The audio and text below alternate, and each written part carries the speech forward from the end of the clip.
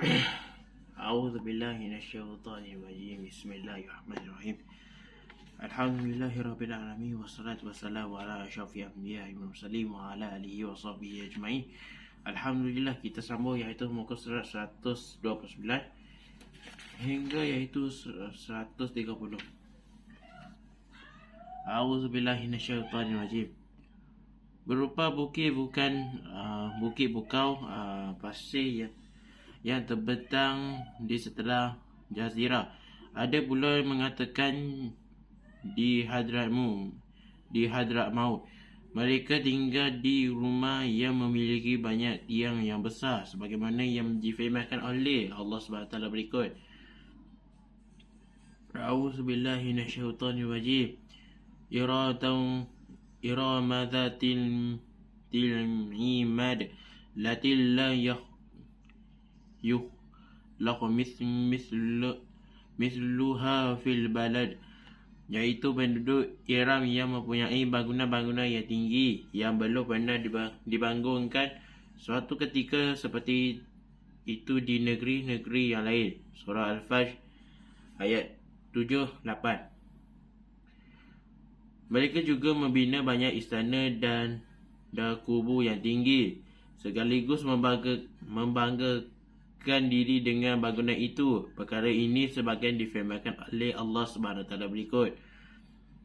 A'udzu billahi minasyaitonir rajim.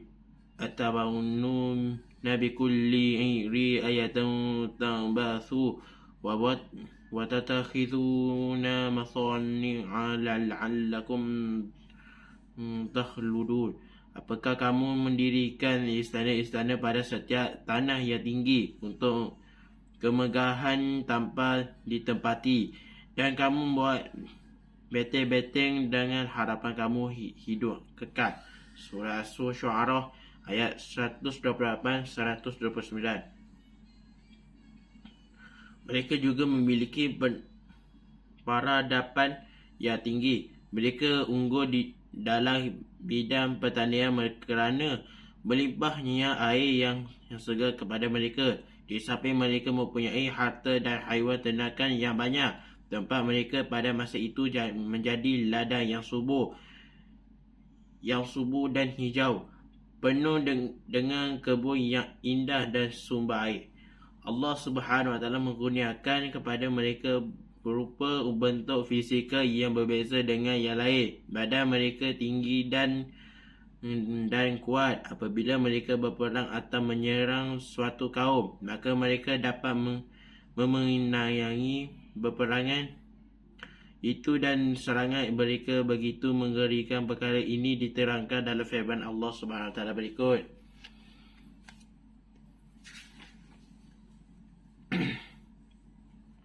A'udzu billahi minasyaitonir rajim.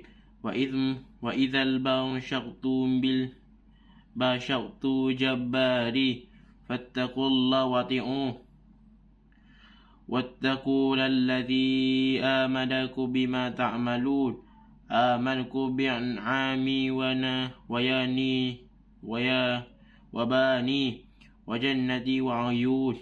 Dan apabila kamu menyeksa mereka, kamu lakukan secara kejam dan begis, maka bertakwalah kepada Allah dan taatlah kepadaku, dan tetaplah bertakwa kepadanya yang telah menganugerahkan kepadamu yang apa yang kamu ketahui, dan Allah tidak menganugerahkan kepadamu haiwan ternakan dan anak-anak dan kebun-kebun dan mata air. Surah Asy-Syu'ara ayat 130 dan 134. Meskipun nikmat yang diberi oleh Allah Subhanahu Wa Taala kepada mereka begitu banyak, namun mereka tidak bersyukur kepadanya, bahkan menyekutukannya dengan sesuatu. Mereka sembah patung, dan mereka adalah kaum yang pertama menyembah patung setelah banjir besar pada zaman Nabi Nuh AS. Allah Subhanahu Wa Taala berfirman, A'udzu billahi minasyaitonir rajim. Wa'ajib aja'akum dzikru min rabbikum ala rajulin minkum liyunzirakum راكم واذكروا إذ جعل لكم خلفاء من بعده قوم نوح وزادكم في الخلق بسطة واذكروا آلاء الله لعلكم تفلحون.